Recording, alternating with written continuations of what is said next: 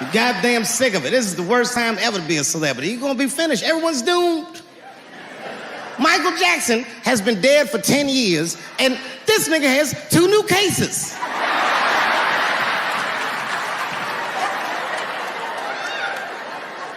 And if you haven't watched that documentary, then I'm begging you, don't watch it. It's fucking gross. I felt like HBO was sticking baby dicks in my ears for 4 hours straight. Really nasty shit. I don't want to know all these things. Turns out, Michael Jackson allegedly likes a long gander at the anus. So they said he stares at people's buttholes. That's what they said. That's how gross the documentary was.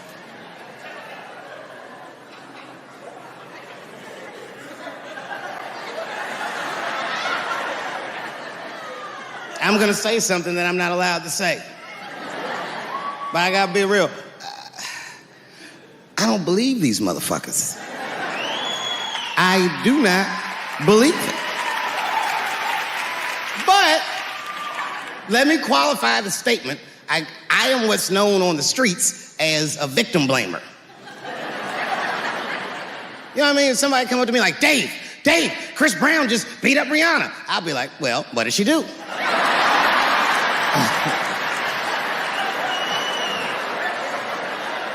Dave, Michael Jackson was molesting children. Well, what were those kids wearing at the time?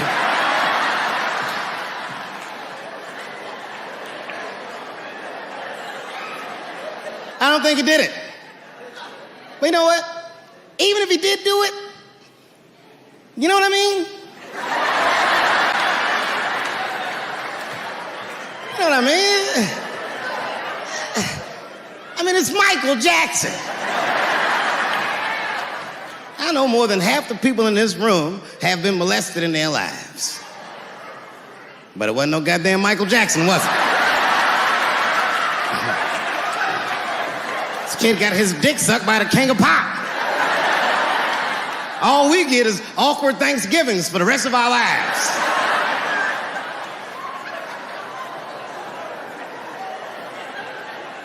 You know how good it must have felt to go to school the next day after that shit?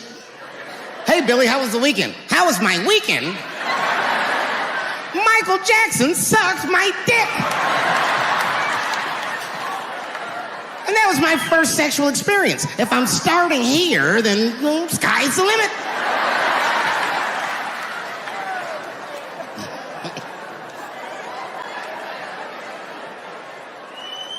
I know it seems harsh, but man, somebody's got to teach these kids. There's no such thing as a free trip to Hawaii. Yeah, he's gonna want to look at your butthole or something.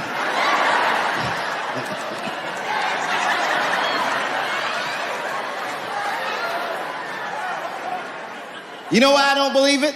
You know why I don't believe it? Because if Michael Jackson's out here doing all this molesting, then why not Macaulay Culkin? Macaulay Culkin said in an interview that Michael Jackson never did anything inappropriate with him or even around him. Think about that shit. You know, I'm not a pedophile. But if I was,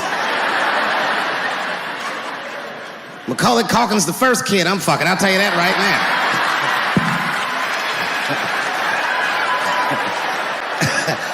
I'd be a goddamn hero. Hey, that guy over there fucks a kid from Home Alone. And you know how hard he is to catch.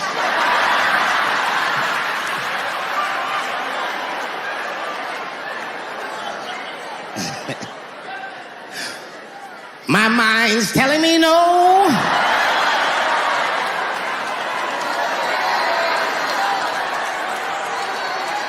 Okay, R. Kelly is different. I mean, you know, if I'm a betting man, I'm gonna put my money on he probably did that shit. I'm pretty sure he did that shit. You know, it was bad, okay, so a couple years ago, I was doing a show in Detroit, and I'm sitting backstage in my dressing room. A friend of mine comes by, this chick, Dream Hampton. Dream tells me, right before I'm going on stage, she goes, Dave, I'm working on a documentary about R. Kelly. Would you like to be in it? And I was like, nah, bitch, I'm cool.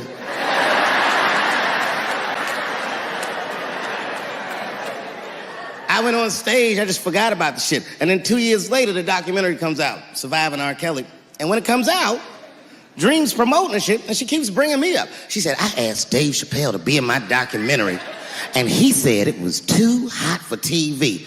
Bitch, I did not say that. It does not even sound like how I talk. Oh, that's too hot for TV? I would never say that shit.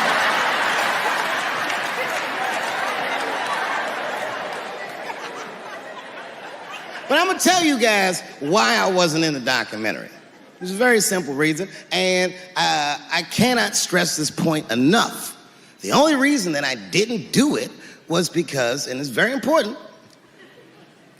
I don't know this nigga at all. I don't know anything. I don't know anything that they don't tell me about. I don't hang out with this nigga, nothing.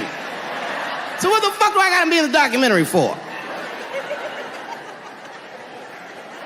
This guy, R. Kelly, got another sex tape out now.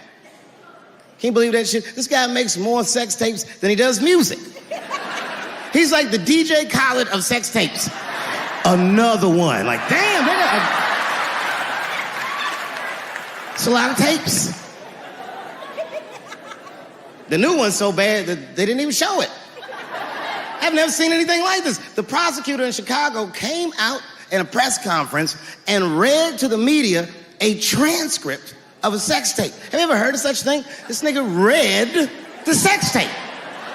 And it was so bad that R. Kelly sounded guilty in the transcripts. It's fucking amazing. 16 times the girl's age was mentioned. Isn't that crazy? This motherfucker is an idiot. He was fucking her like, yeah, this is the best 14-year-old pussy I've ever had in my life. And she was like, you like this 14-year-old pussy? He's like, oh yeah, I love this 14. I'm like, man, you need to shut the fuck up. You gotta give your lawyer something to work with. You're supposed to be on the tape like, this is the best 36-year-old pussy I've ever had in my life. And then your lawyer gonna be like, Your Honor, clearly my client thought that this woman was 36, as he mentioned some 16 times in the tape. They gonna know you lying though, you know what I mean? Everybody knows no such thing as good 36-year-old pussy.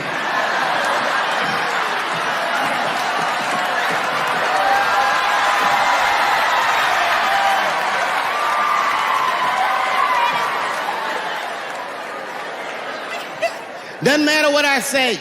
And if you at home watching this shit on Netflix, remember, bitch, you clicked on my face.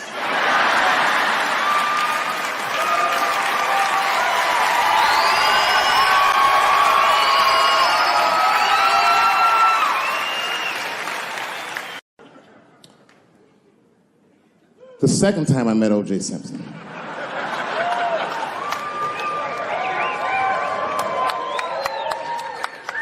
Was right after the trial of the century. There I was, now a young man of probably 23. O.J. Simpson was the most famous or infamous face on planet Earth. I was in a restaurant in Beverly Hills with my agents. I wasn't alone in the restaurant, but I was alone. I was the only black person in the restaurant. And in the 90s, that felt very uncomfortable. Now I tend to enjoy it at this age.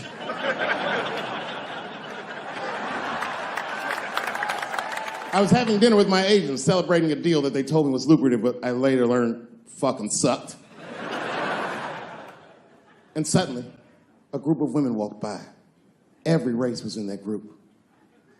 Black, white, Asian, Latina, white,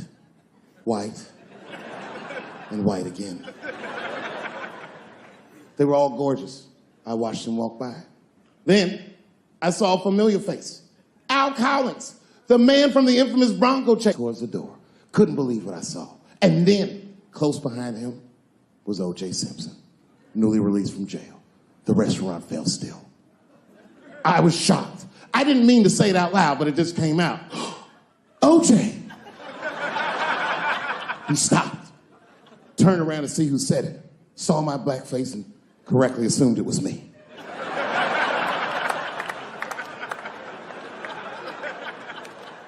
I was sitting in the corner of the booth. He leaned over all the white people I was having dinner with and shook my hand. How are you, young man? He looked in my eyes, and I could see in his eyes that he didn't remember meeting me the first time. And then he walked away. And I looked back at my agents, and all of them had nothing short of disgust on their faces. And the only one with the courage to voice their disgust was a woman named Sharon, who used to represent me. How could you, she said. How could you shake hands with that murderer? I said, Sharon, with all due respect, that murderer ran for over 11,000 yards.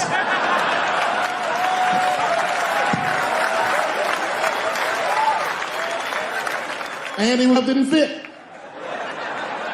Glove didn't fit. Get over yourself. Some people can't do that. Some people just can't get over themselves. Gay people have a hard time doing that recently. Here we go. Here comes the deep water. No, recently I've noticed that. I noticed that with that Manny Pacquiao controversy. Yeah, no, it was now in the gay community's defense, Manny Pacquiao said some outlandish shit about gay people. Very, very not nice things that I won't repeat, but there was biblical verses and some analogies to animals. Wasn't a good look. Nike took his shoes immediately, which I thought was a little harsh. A little harsh. You know what I mean? Because he's, just because he's Asian. You know what I mean? Fuck, you gonna take shoes off Asian dude to appease a gay dude. You know what I mean? No? You don't know what I mean. But Asian people kind of know what I mean. No? No Asians in the front? No? No, this is what I mean. Okay, look. Okay, you're an Asian dude. No, I say this with no disrespect. But we're all Americans, right? And we can agree that America has a huge body count all over the world. But nowhere more than Asia. Literally, if you look at history, recently, we have bombed the masculinity out of an entire continent. We dropped 2 atomic bombs on fucking Japan, and they've been drawing Hello Kitty and shit ever since. There's a lot of lady boys in the wake of our bombs. And I know these things because my wife is Asian. She's Filipino. All right, well, okay, so that explains it. Now you know why you see me at all those Filipino events. I'm not there picking up pussy, I'm dropping some off.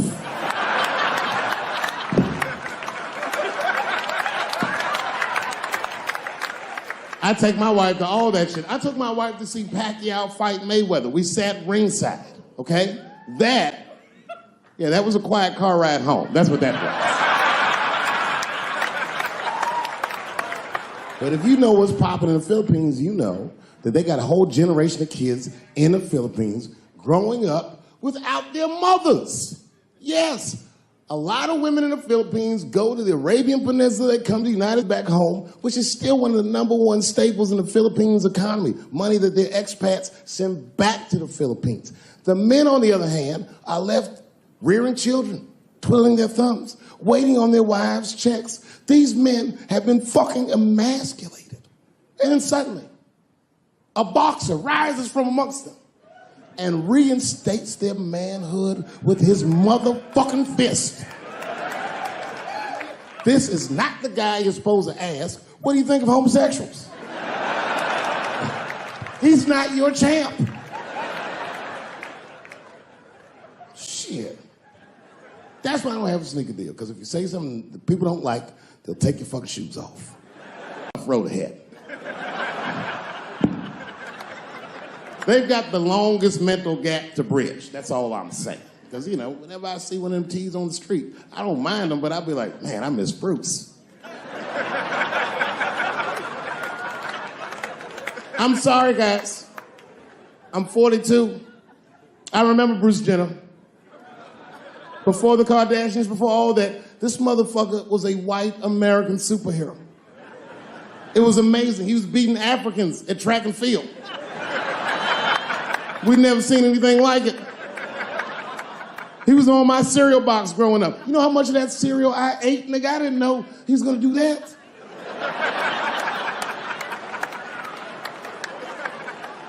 I knew before you guys knew. I heard things on the street in Hollywood. You know, you just be out, see people. Hey, what's up, Kanye? Why the long face? Nigga, you'll see. I got 2 mother-in-laws now. And when I heard he was gonna do it, I was scared. I didn't think the public was ready. I didn't think the media was ready. And you know what? I was wrong. Never seen anything like it. Welcome to the world, Caitlin. So long, Bruce. Hello. Somebody called me a nigga in traffic last Wednesday. It's so long, it takes a minute.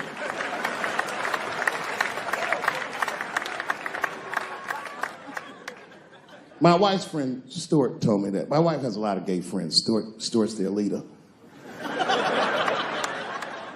She has a lot of gay friends.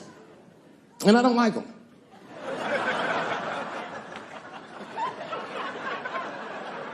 Not because they're gay, I'm just judging them on the merits of their character. They're just not nice dudes. They're fucking rude house guests. They're sitting on my couch, giggling with my wife, eating my motherfucking macaroons. And I come in, they act like the party's over. Hey, Stuart, what's going on? This guy talks to me the way a cat would speak if a cat could talk. Hi, David.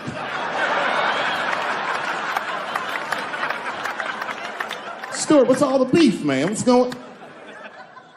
He always wants to have some kind of gay political argument. The last one was about a petition in federal court to take the words husband and wife out of the law. I said, well, why would you want those words out the law? He said, because it discriminates against same-sex couples. I was like, niggas, please save me the semantics. Just trust me, take your chips and get the fuck out of the casino. You're by the side, talk that over amongst yourselves, and whichever one of you is gayer, that's the wife.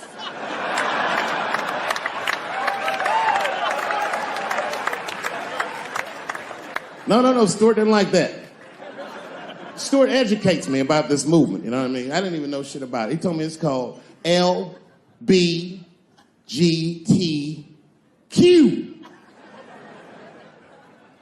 I was like, what the fuck is the Q? Does that even make sense, Q? Turns out Q is like the vowels. That shit is sometimes Y. For gay dudes that don't really know they're gay. You know what I mean? Like prison fags who are like, well, I'm not gay, nigga. I'm just sucking these dicks to pass the time. I'm not G, I'm Q. Ugh.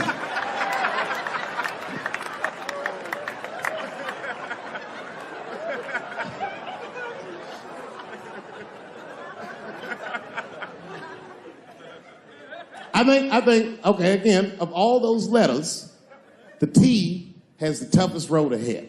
In fact, I think the T should stand for tough. If Martin Luther King had a sneaker deal, we'd still be on the back of the bus. They always true, the Nike exec come up, hi, Martin,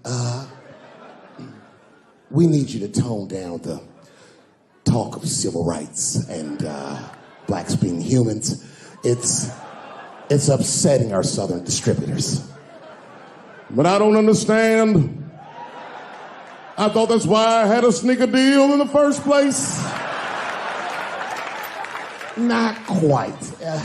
Really, it's a walking shoe, and we like the marching, but try to understand. Fuck that shit.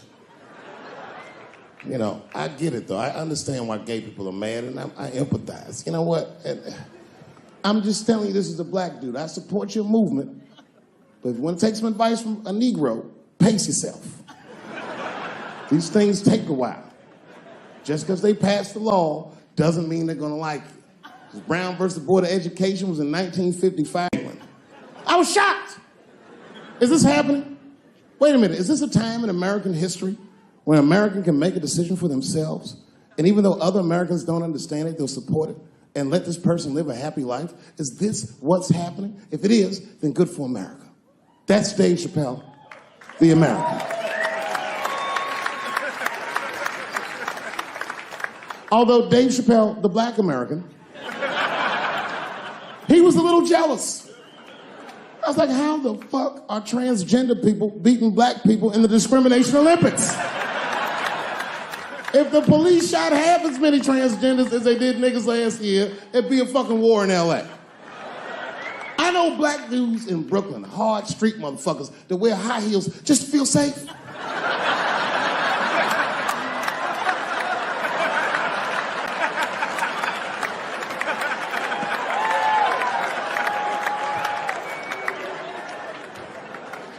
Transgenders are gangsters.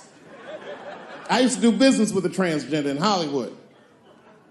Man, everybody would be scared of her in the boardroom. She walk in there, newly minted woman, high heels, purse. Shit.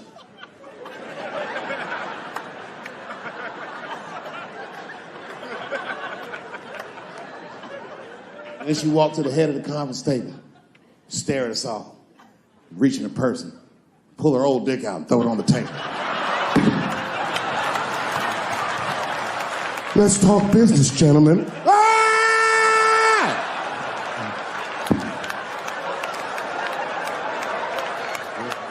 Shit is scary as fuck. If your best friend pitched that to you, you'd be horrified. Yo, nigga, let's go to the hospital and cut our dicks off and make pussies out of them shits. What? Can't we just get matching jackets or tattoos or something? Sure, that's what you want to do? There's only one way to find out, nigga. Wu-Tang! Bow! Bow! Let's go to the club and trick niggas into fucking us, yeah. We'll slap him at the Oscars. That wasn't even the gangster part. The gangster was sat down and enjoyed the rest of the show.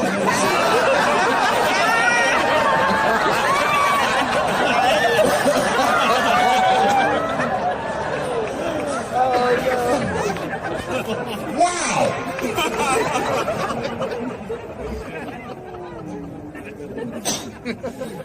That was a tough one.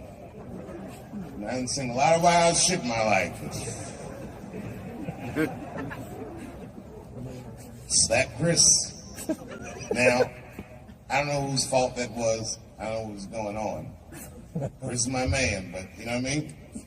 You don't have no easy delivery. I saw that shit. Can't wait to see it.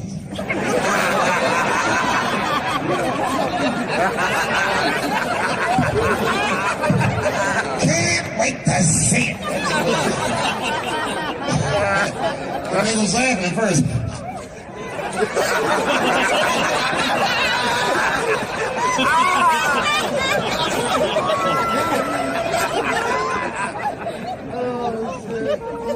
That was a tough one. Everyone asks me what I think. I don't know what I think. They say, Dave, who do you think was right? Well, I mean, I don't know who was right or who was wrong. What I do know is it was Bill's dream that night. Right? Everybody on the internet was like, if he would never slap Dave Chappelle like that. Or if he slapped Dave Chappelle, some shit would happen. You know what I think when I see shit like that? Shut the fuck up. You're gonna get me slapped. He look like he slapped anybody. The fuck was that? Movie star slapping. That slap was wild. The war in the Ukraine stopped for 3 minutes when they made it. Our ancestors were picking cotton in Georgia like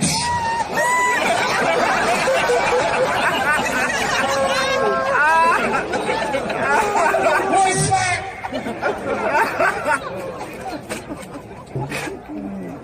I don't think I've seen anything like it.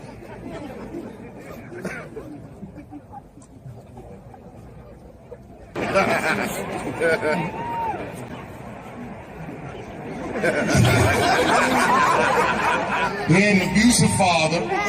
He survived that, found rap music, became the first rap artist to ever win a Grammy, and then seamlessly made the transition from rapping to acting with The Fresh Prince of Bel-Air. Bit of a break from the norm, just a little something to break the monotony of all those hardcore jams that got in the bit. What a fly fucking nigga this was. And then you just stop rapping. And one movie at a time became the biggest movie star this world has ever seen. And you guys say who's right or who's wrong? Who the fuck knows? I can't judge Will Smith or Chris Rock because I see myself in both of those men. I am a lunatic. I am the man that has had enough and will slap the shit out of the next motherfucker that says something that upsets me.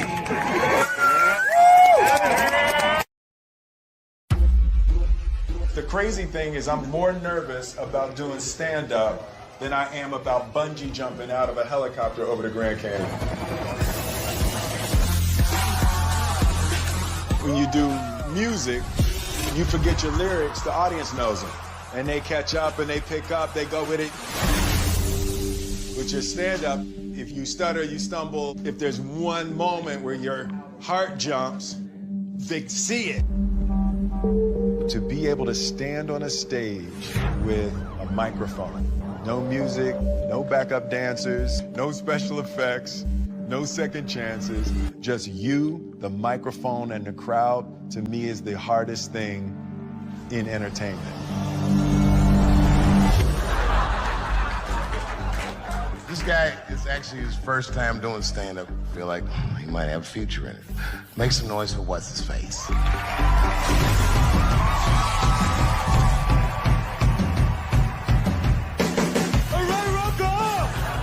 Stand-up is on my bucket list because I've always been terrified of it. I remember this one is straight to Max like this. Said, what's that? Richard Pryor running down the street. There's nothing in entertainment that is more terrifying to me than standing up in front of an audience with just a microphone, with the anticipation that you will make people laugh. Yet when you connect to people, there's nothing like that. So I'm headed over to see the master. That's the first step of anything, anytime you want to do something new. And there's only one master that I would ever want to learn from in terms of stand-up. That's going to be a segue, right? That'll be like a segue. All right, so shoot, this is how the anticipation builds. All right, so we got it over my shoulder, right? Yeah. Maybe drop into slow-mo, maybe some black and white, as we build the anticipation for meeting the master.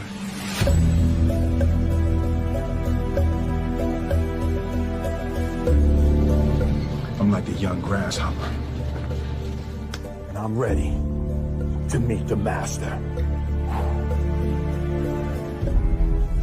Yeah. What's good, man? What's up, man? What's up, brother? You know. No. 12 weeks from now, Dave was like, cool, next week. Yo, you call your brother, I come running, man. You know what it is, man. I appreciate the hell out of you, Love, man. Appreciate you, man. So I just wanted to sit with you and get some pointers and some ideas. I've never done stand-up. Like, I've never used my life to create material to try to make people laugh.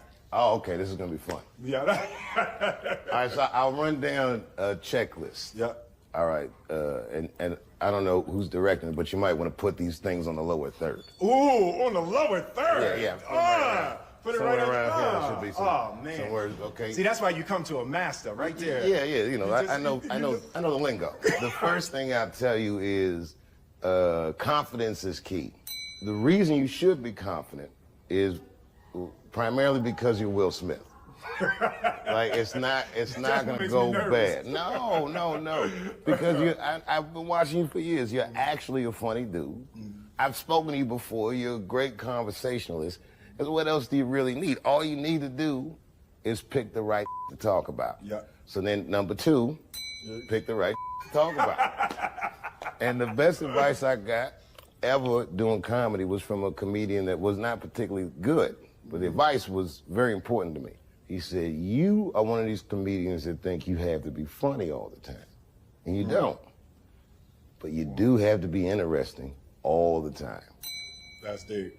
It works, I like man. that. Yeah, You have to be interesting all the time. So you just gotta look at it like you're conducting a conversation with no rebuttal. Got it. They're talking back with their laughter, or in many cases, in my cases, their disapproval. It's definite. You know, but especially someone of your stature, if they can feel you, they'll never forget you.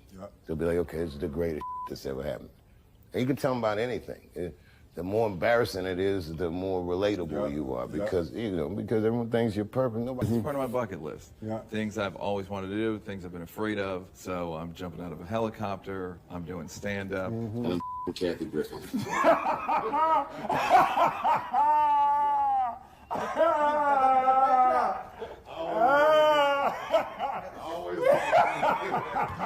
Yeah.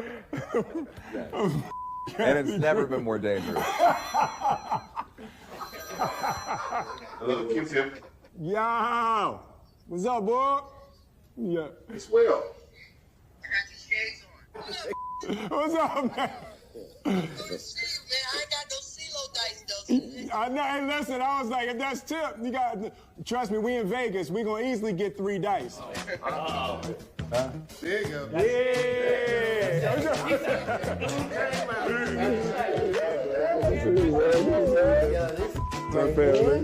CeeLo king. Yo.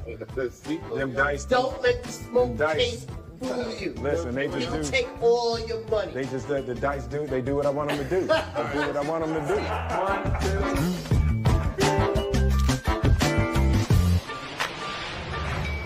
2. Hold up, boom, get the right angle, bam, bam, ooh, bam, damn, that's hot.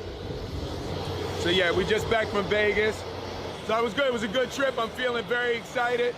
All right, can I be honest with y'all? I'm just testing the camera. This is my first, it's a new camera, so I really don't have nothing to say. I'm just testing the camera.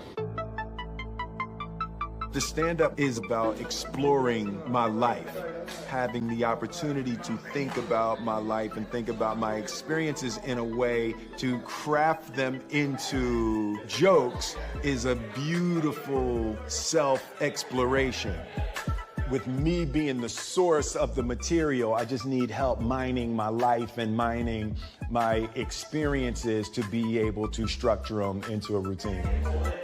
I got a sense of the type of stand-up I'll do. I think I'm a straight storyteller. It's not jokes for me as much as it's stories. As a fan, I kind of wanted him to talk about stuff that I want to know, you know, like how he feels about his family's success and how his family is growing and how they're all superstars. Talk about some close things that people really haven't heard about on stage. So it's gonna be really intimate. It's gonna be a door opening into Will's life.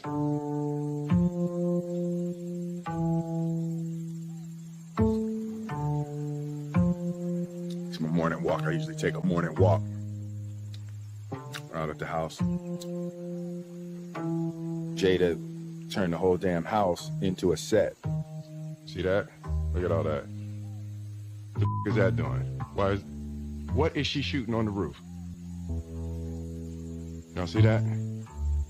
That's my house. I have lost control of my house. Tell us the real reason, the deeper reason for you as to why you are doing this. You've known me for a really long time. You've known me for more than half of my life. Absolutely. You know how much fear I function under. Absolutely. The construction of the character of Will Smith was in order to not be scared. On the show, the way that I talked to women, the fun that I would have as a character talking to women was because of how freaking terrified I was my whole life to talk to women. What I've discovered is as I confront every little fear, it's how I build freedom. Every time I confront a fear, I feel more free. What's up? In my mind, there's a huge potential emotional tragedy in people going,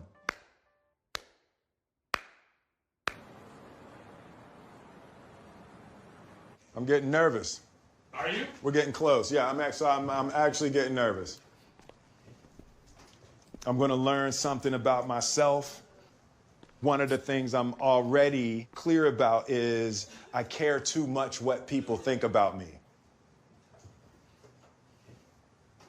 Like there's something I have to earn from people, like addicted to adoration. Like I thought I had broken that, but as I can see, I still struggle with a little bit of a need for approval.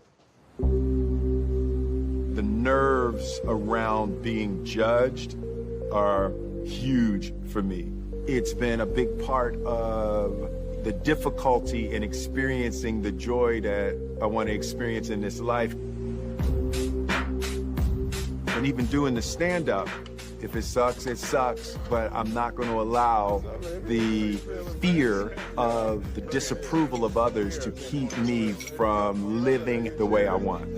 The good news is, fear is good for comedy. Really? Okay. Yeah, it's the best. I need that. One of the best shows I ever seen, a guy that went on was terrified. Love it. All right. Yeah, no, that's good. So I'm lined up for that. Yeah. I'm definitely lined up for that. The other thing is you gotta remember, you're a big star. Yep. If you look anybody directly in the eyes, they might look away. Wow. That's the power of celebrity. And you're a good dude. You don't have to put on any airs. You just, whatever. You know, I mean, being a good dude in comedy, that's rare. Comics are ass to the nicotine. You know the hardest part for acting with me? Not looking in the camera. Not looking I can't even do the basics. Do you have any comments about Kanye West running for president? What? Kanye West running for president. I've heard nothing about this man. Oh, really? No, I haven't heard anything about this. Okay. Man. All right.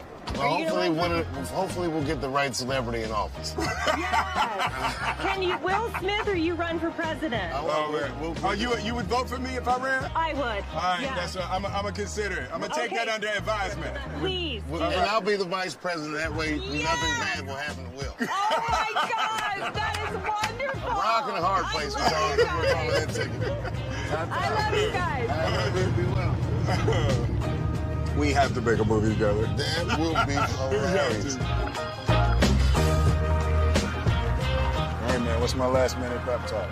You said something to me in Vegas that I've been thinking about since you said it, about confronting fear, like that's what your life's about. Yeah. And I'm like, that's a great way to live. But the thing that is so admirable about it is, even myself, I rarely step out of my comfort zone.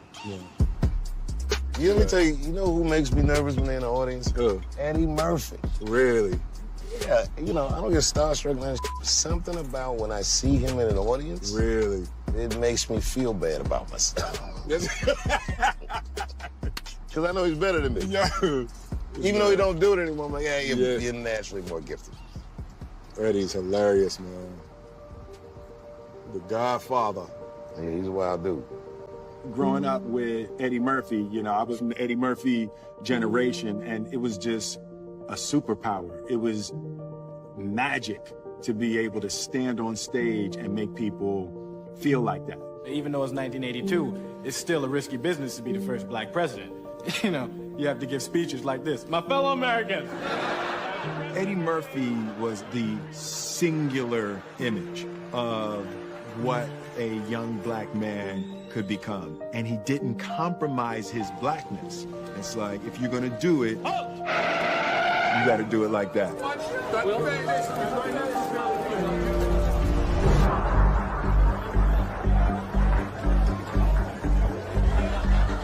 Feel that energy? Feels good in here, doesn't it?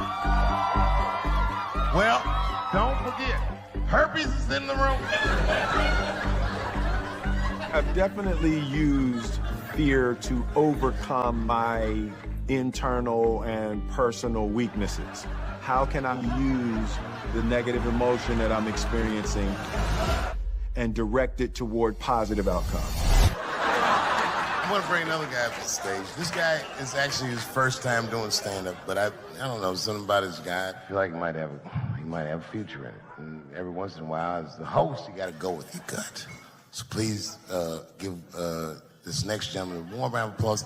Make some noise for what's his face.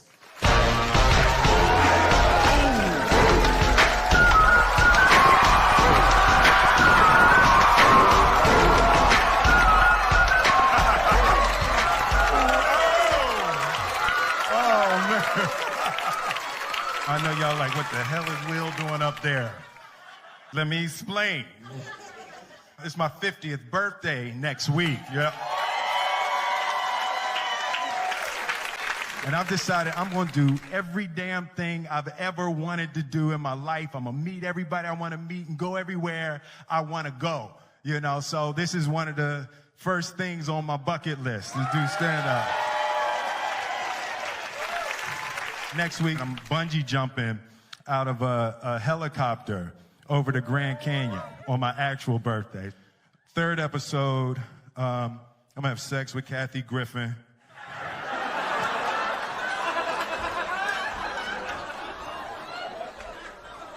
Dave made me say that. Dave made me say that. It's really a new time in my life. You know, my kids all grown, my family, they all doing their thing. And, you know, and I've kind of lost control of my house. Like Jada, she's shooting her show, the Red Table Talks. Have y'all seen that? Red Table Talk. Oh, yeah, you saw it, yeah. No, you can enjoy it because she's not telling all your business. Yeah, Jada giving it up on Red Table Talk, boy. Sorry, babe. Because my wife, Jada's here. She's right here. I wasn't expecting Jada to be here. I wasn't expecting to have to say it in front of you. Will, you think of the script. I'm not.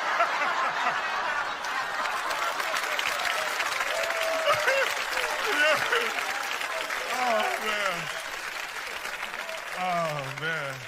Even Jaden, like Jaden, that's my dog. Jaden was my one family member I thought I was going to have. He got this new joint, Icon. I don't know if y'all heard what you call an icon living. Start a record label, Misfits. Yo, that joint is crazy. He recorded it in my house, put it out, and never said to me. I found out on Spotify. And I'm looking on my playlist, like, new music from Jaden Smith. Like, who the is Jaden Smith? You know, and I get to the house. I'm like, yo, Jaden, dude, that Icon joint is fire. He's talking about, shh, mommy's shooting in the other room. So I'm like, all right, hey, yo, Jaden, man, that joint is hot. Yo, hey, you think I could jump on that remix? He talking about, I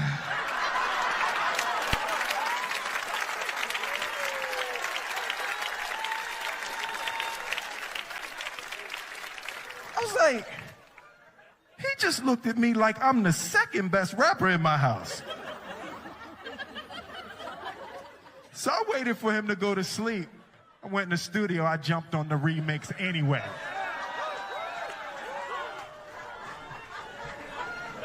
Boy, you know why you was an icon living? You was born from an icon living.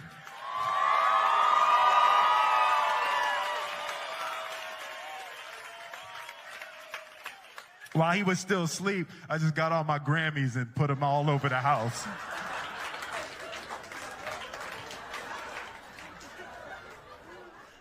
He came down for breakfast in the morning. I'm drinking my coffee out my summertime Grammy.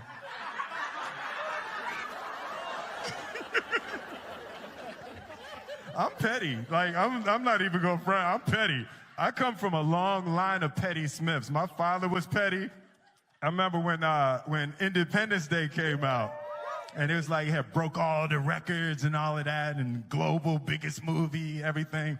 And my phone rings at 3 o'clock in the morning. He like, hey. I'm like, yo, Dad, what's up? Hey, man, you see these numbers? I was like, it's 3 o'clock in the morning, Dad. I ain't see that. Hey, remember I told you there ain't no such thing as luck. Remember I told you that? I'm like, yeah, Dad, man, I remember. Remember I told you there ain't no such thing as luck, only what you make. Remember I told you that? Dad, I remember. It's 3 o'clock in the morning. Remember I told you there ain't no such thing as luck. Luck is when opportunity meets preparation. Remember I told you that? I'm like, yeah, Dad. He said, that's bull. You the luckiest mother I ever met in my life.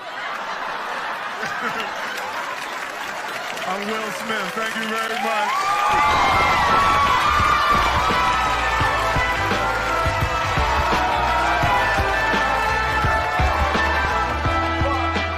What I've discovered is if you are comfortable, you're not growing, and that's real. As I confront every little fear, it's how I build freedom. Every time I confront a fear, I feel more free. It's what Buddha called sublime detachment.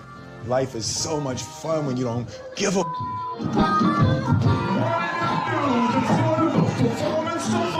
Top of my game, Balan Shalan, the sound of my name rings like the cock of a Glock. Explain my fame easy, I just shock them a lot. I first fake left, move right. All it takes is you to underestimate me, then my ego ignite. When I walk to the stage, it's like a big fight.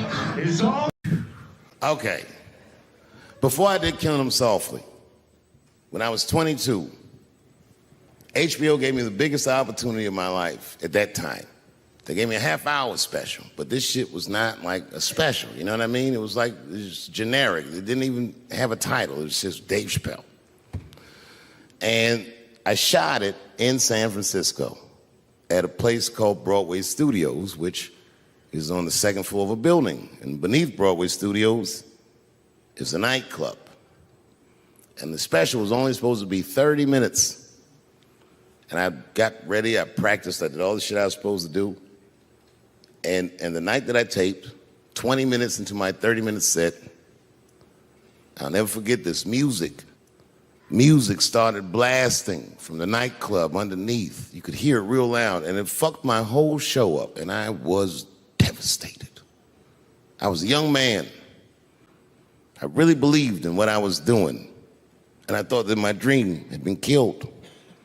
So when I got off stage, I ran down the steps to the alley behind Broadway Studios and where the control trucks are parked, and I kicked that motherfucking door open, and I started yelling at all the producers. I was nobody in show business, just a guy that believed in us. I said, man, you fucked everything up. That fucking music, what the fuck were you thinking? And there was a guy who was a big-time producer, I ain't saying no names, and he stood up, and he said, hey, kid, sit the fuck down.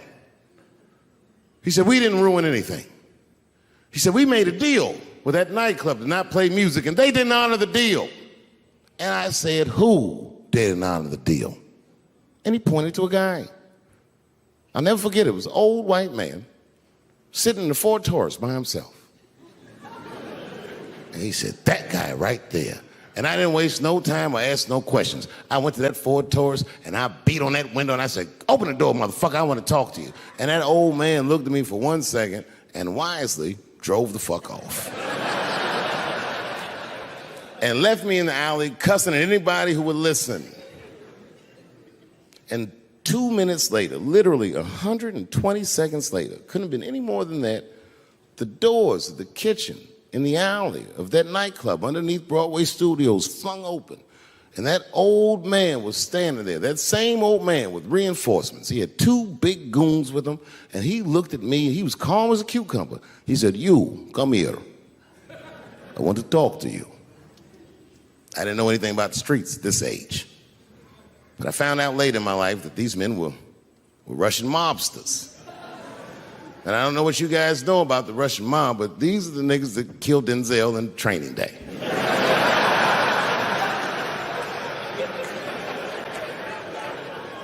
And all the producers knew what I was up against. They said, Dave, do not go in there. And I said, fuck y'all. And I walked right into that kitchen, and they closed the doors behind me, and it got dark as fuck in there. And I knew, I'm not dumb, I knew I was in a bad situation. But you have to understand, I believed in what I was doing, and I didn't give a fuck. Just kept cussing at these motherfuckers, telling them how they ruined my life. And that old man couldn't believe that I was talking all this shit. And as soon as I took a breath, he stopped me gently. He said, hey, kid, listen. Your friends lied to you. He said, we made a deal, but your friends never paid me. And when he said that, I realized I was locked in a kitchen.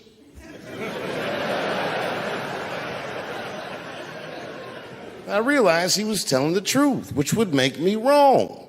And the very moment that I realized I was wrong, for the first time, I was afraid. You see, it's a funny thing if you believe you're absolutely right. You can get drunk off the feeling of how right you are. That's why gay people are so mean.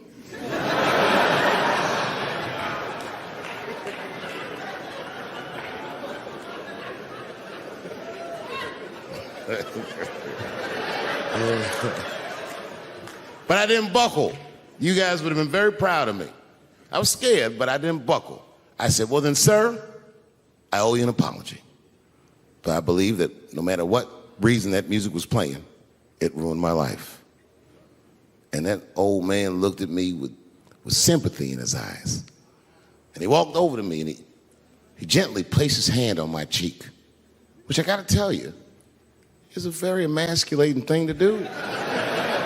I was standing there looking at this nigga's hand on my cheek like,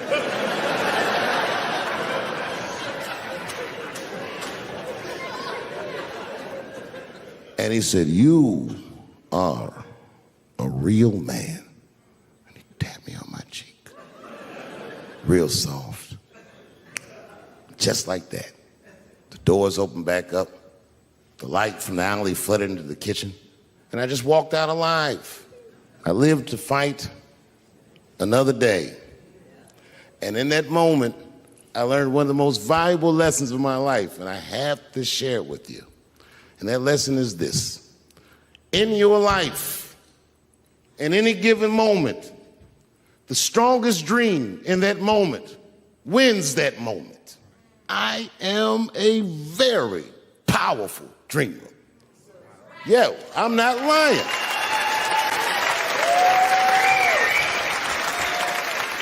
I dreamed tonight, this very night, as a 14-year-old boy, and I am living it as a 50-year-old man. My dreams are very strong. Today, I walked all around Washington. I used to be poor in this city, and all day people just said, hey, Dave, like they knew me personally, and I felt like I knew them. And I say to myself, my God, Dave, what a powerful dream. But then sometimes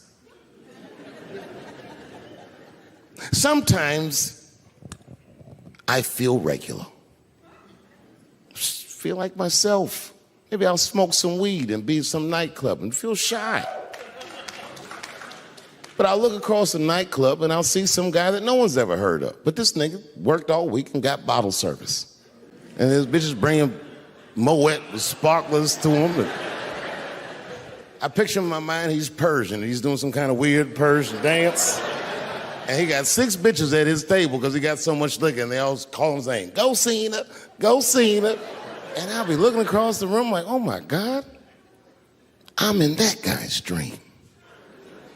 I can hear him telling his friends, hey, how was the club last night? Man, that shit was fantastic. I had bottle service. I seen Dave Chappelle across the club looking at me like, ooh, who is that? And that's the trick to life. You have to be wise enough to know when you were living in your dream. And you have to be humble enough to accept when you're in someone else's. It's why I don't judge between Will Smith and Chris Rock. Because you guys look at them as big ideas, but I look at them as fellow dreamers. I can't judge between them because I see myself in both of them. I am Will Smith.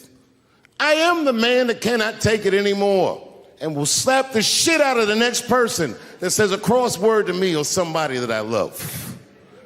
And I am Chris Rock. I am the man that can get slapped in front of the whole world and keep my composure so I don't fuck anything up. That is what men do. Men make boundaries. Men enforce boundaries. And men test boundaries. And no man tests more boundaries than a trans man.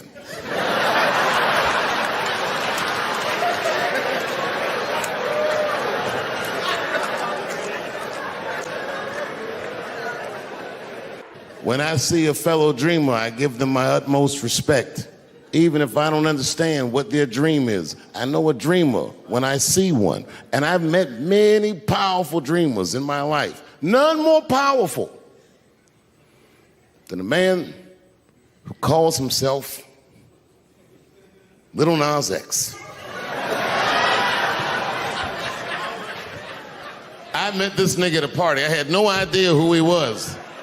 But the minute he walked in that party, I knew I was in his dream. Everybody in the party was another dreamer. Everyone was famous, but when that nigga walked in, he was dressed like C-3PO. He was shining.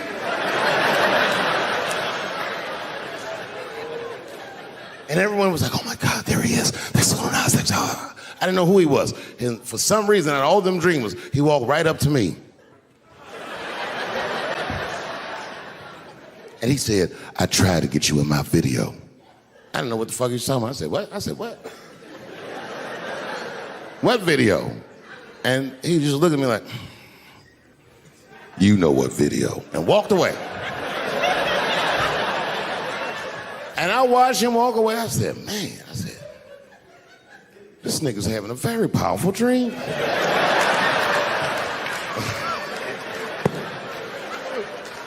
You know what it reminded me of? It reminded me of when we was in grade school. Remember in grade school, the teacher would ask everybody what they want to be? Timmy, what do you want to be when you grow up?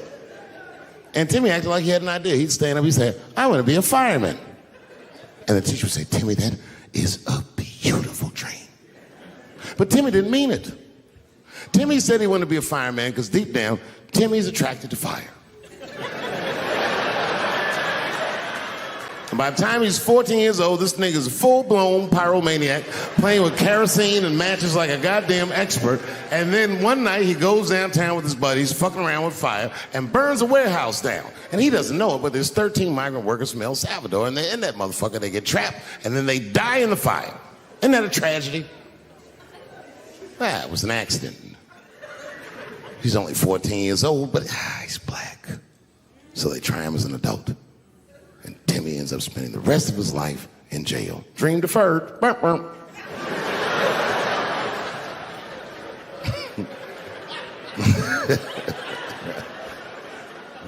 What about you, Billy?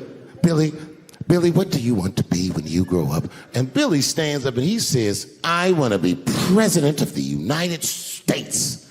And the teacher says, oh my God, Billy, that is a wonderful dream. And Billy means that shit. Billy does everything right. That motherfucker gets his grades up. He joins student government. He even does extracurricular activities like show choir just to make his resume look good. He's on track to be president, but junior year he wipes. When he's 16, he gets his girlfriend pregnant and has to drop out of high school to make ends meet. But lucky for him, the local Walmart's hiring.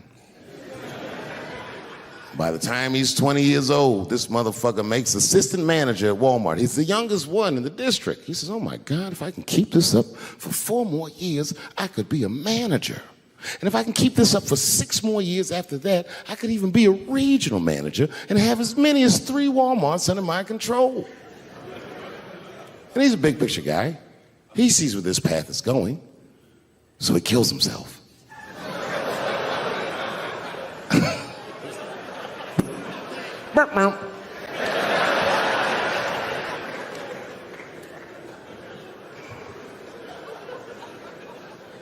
Well, what about you?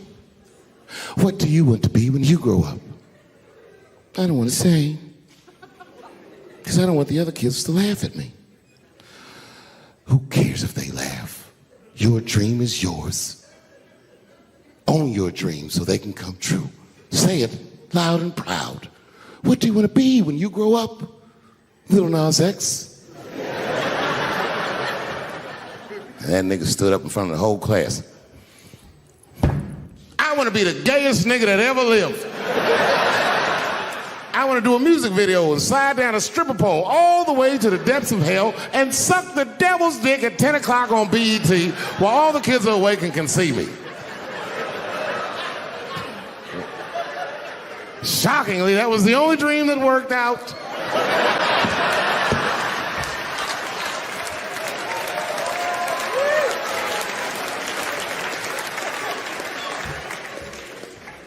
that's why I'm here tonight in the city where I built the dreams that I live, because I wanted to tell you all that they came true. And I wanted to thank you all for making the man that I am today.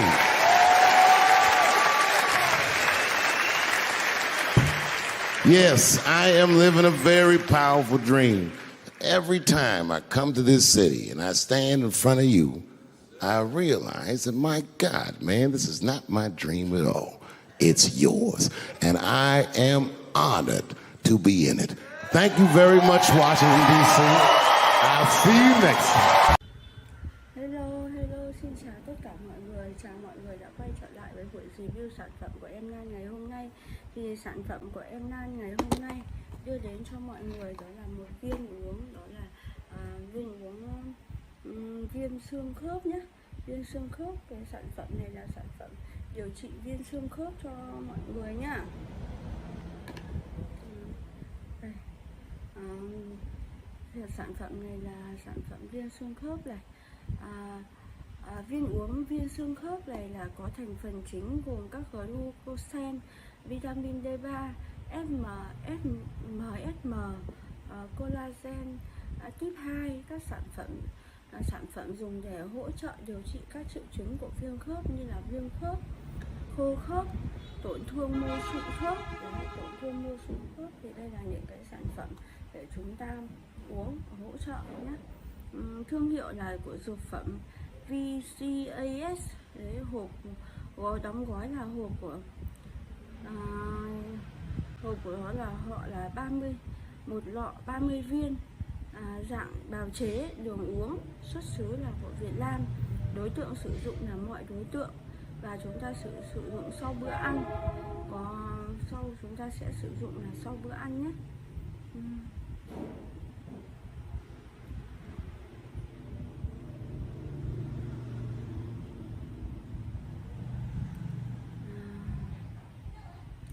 Tác dụng của sản phẩm thì tác dụng của em nó chính là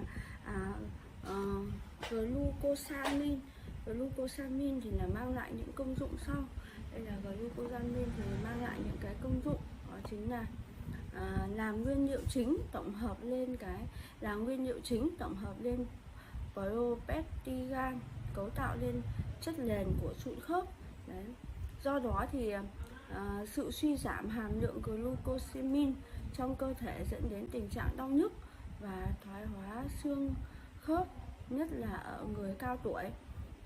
Đồng thời thì glucosamine thì cũng ngăn các hoạt động của các enzyme phá hủy sụn khớp như collagen này, collagen sen này, pyruvate 2, phospholipids A2 này, các gốc tự do này.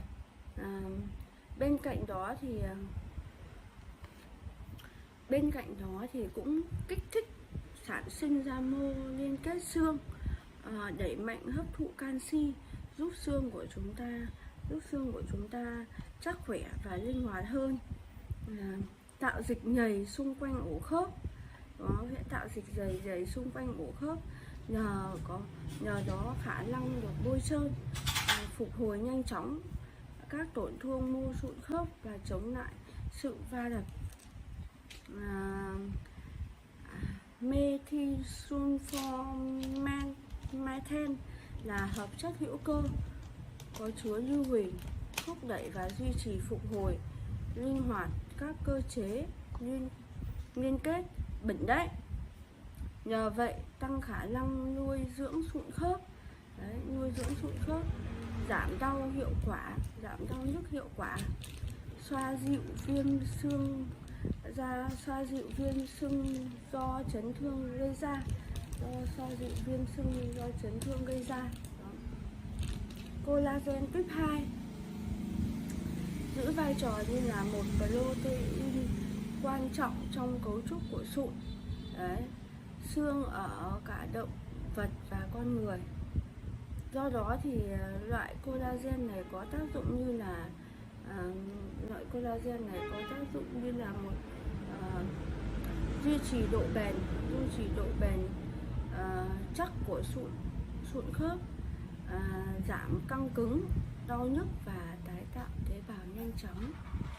Được sử dụng để điều chế nhiều chế phẩm hỗ trợ phòng chống và điều trị các bệnh về xương khớp như gút, đau lưng, mỏi cổ, viêm và thoái hóa khớp. Chondroitin sulfat được biết đến là một hoạt chất quan trọng giúp điều trị phục hồi các bệnh xương khớp.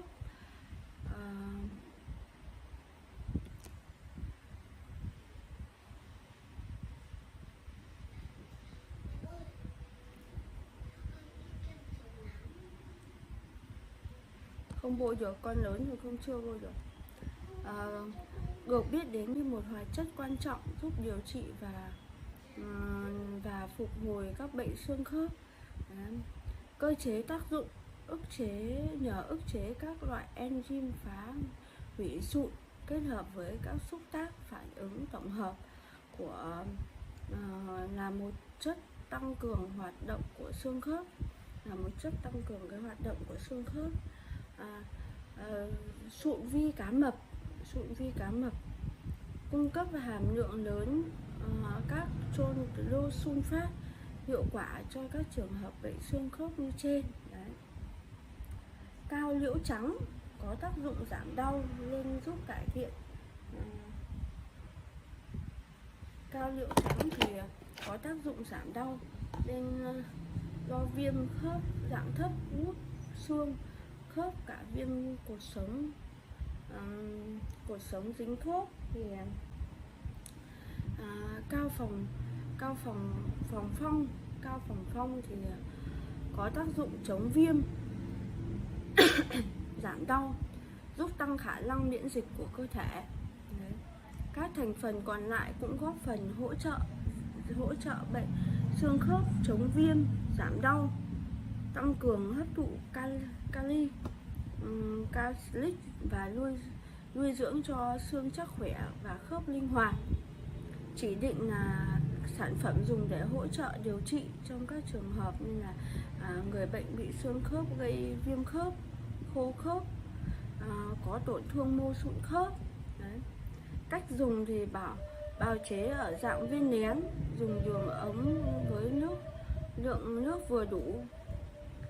Ăn sau bữa ăn, uống thì chúng ta sẽ uống sau bữa ăn nhé. Liều dùng thì tùy vào tình trạng cụ thể của người dùng nên được hướng dẫn dùng liều lượng thích hợp. Có thể tham khảo liều khuyến cáo như sau: uống 1 viên một lần, 1 đến 2 lần một ngày. Cách xử lý khi quá liều, quên liều và quá liều.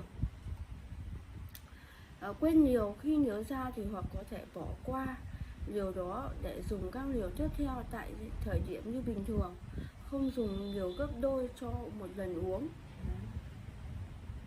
Quá liều thì trên thực tế chưa có báo cáo về tình trạng quá liều sản phẩm. Tuy nhiên thì chỉ nên dùng theo đúng liều điều trị của sản phẩm. Nếu thấy dấu hiệu xuất hiện triệu chứng liên quan đến quá liều gây ra, cần thông báo thông tin với bác sĩ hoặc sở y tế gần nhất để được điều trị và hỗ trợ. Chống chỉ định là không sử dụng ở người có mẫn cảm với bất kỳ thành phần nào của sản phẩm. Công dụng không mong muốn. Sản phẩm chứa thành phần gồm các chất cần thiết cho cơ thể và cao được chiết xuất từ dược liệu thiên nhiên nên là tương đối lành tính, an toàn, dung nạp tốt. Chưa có tác dụng phụ được báo cáo để cụ thể từ người sử dụng. Trong trường hợp có xuất hiện bất kỳ phản ứng nào, cần thông báo cho bác sĩ hoặc dược sĩ biết để có cách giải quyết phù hợp. Tương tác thuốc thì đến nay vẫn chưa có nghiên cứu chứng minh tính tương tác của sản phẩm với thuốc này hay thực phẩm, các thuốc hay là thực phẩm chức năng dùng đường uống khác. Tuy nhiên, để đảm bảo trong quá trình sử dụng sản phẩm được an toàn và mang lại hiệu quả tối ưu thì hãy hỏi ý kiến bác sĩ khi dùng phối hợp với bất kỳ sản phẩm nào khác. Sử dụng trên phụ nữ mang thai và bà mẹ cho con bú thì chưa có dữ liệu an toàn về việc sử dụng sản phẩm đối với đối tượng là phụ nữ mang thai hoặc đang cho con bú. Vì vậy thì cần tham khảo ý kiến của bác sĩ và nhân viên y tế trước khi dùng, để trong trường hợp này cần theo dõi chặt chẽ trong suốt quá trình. Người lái xe và vận hành máy móc thì chưa có báo cáo về tình trạng bất thường của sản phẩm và khả năng lái xe vận hành máy móc của người sử dụng. Đấy là những cái điều chúng ta nên lưu ý khi sử dụng cái thuốc viêm xương khớp này nhé. Thì cái video của em đến đây là kết thúc rồi. Bye bye.